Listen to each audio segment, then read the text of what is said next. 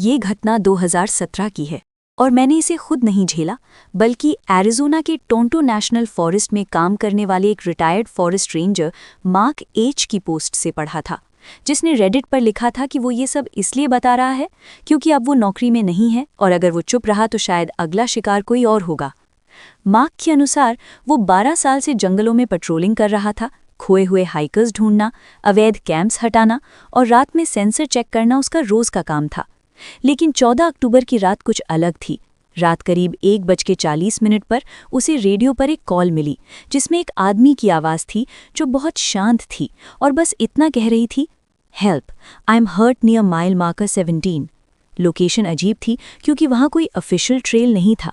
फिर भी मार्क को भेजा गया क्योंकि वो सबसे पास था।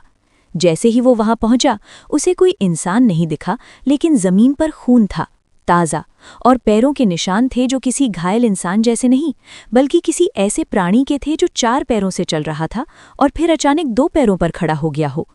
तभी रेडियो फिर चालू हुआ। इस बार वही आवाज़, लेकिन अब वो उसकी अपनी आवाज़ में थी। बिल्कुल उसकी टोन, उसके बोलने का तरीका, यहाँ तक कि उसकी सांसों की आवाज़ भी वही थी। और रेडियो पर कहा गया, mark, don't turn around. Mark लिखता है कि उसका शरीर ठंडा पड़ गया क्योंकि उसने ये वाक्य उस दिन किसी को नहीं कहा था, फिर भी उसे सुनाई दिया। उसने पीछे नहीं देखा, लेकिन उसे साफ महसूस हो रहा था कि कोई उसके बहुत पास खड़ा है, इतनी पास कि उसकी सांस उसकी गर्दन पर लग रही थी और वो सांस किसी जानवर जैसी गर्म और बदबूदार थी। तभी झाड़ियों से किसी और की आवाज़ आई, एक और रेंजर, इलाय, जो 2 साल पहले उसी जंगल में लापता हो गया था, और आवाज़ बोली, mark, I am here, come help me. Mark जानता था कि इलाय मर चुका है क्योंकि उसने खुद उसकी सर्च टीम लीड की थी। तभी पेड़ों के बीच से कुछ निकला।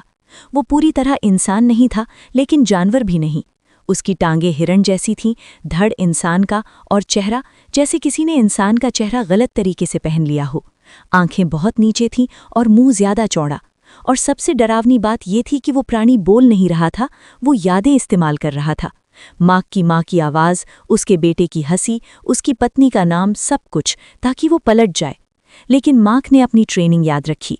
स्किन वॉकर फोकलोर में कहा जाता है कि वो तभी ताकतवर होते हैं जब तुम एक्नॉलेज करते हो। उसने आंखें बंद की, इंजन स्टार्ट किया और बिना पीछे देखे गाड़ी दौड़ा दी। पीछे से कुछ उसकी गाड़ी से टकराया, जैसे कोई दौड़ते हुए कूद पड़ा हो। अगली सुबह जब वो स्टेशन पहुंचा तो उसकी जीप के पीछे खून नहीं बल्कि बाल थे, इंसानी बाल नहीं। और रेडियो लॉग में उस रात की कोई कॉल दर्ज नहीं थी। लेकिन सबसे आखिरी लाइन जिसने मार्क को तोड़ दिया वो थी, 3 हफ्ते बाद एक नए रेंजर ने वही आवाज़ सुनी और इस बार उसने पलट कर देख लिया। मार्क ने पोस्ट के अंत में बस यही लिखा, अगर जंगल तुम्हें तुम्हारी आवाज़ में बुलाए तो समझ लेना वो तुम नहीं हो।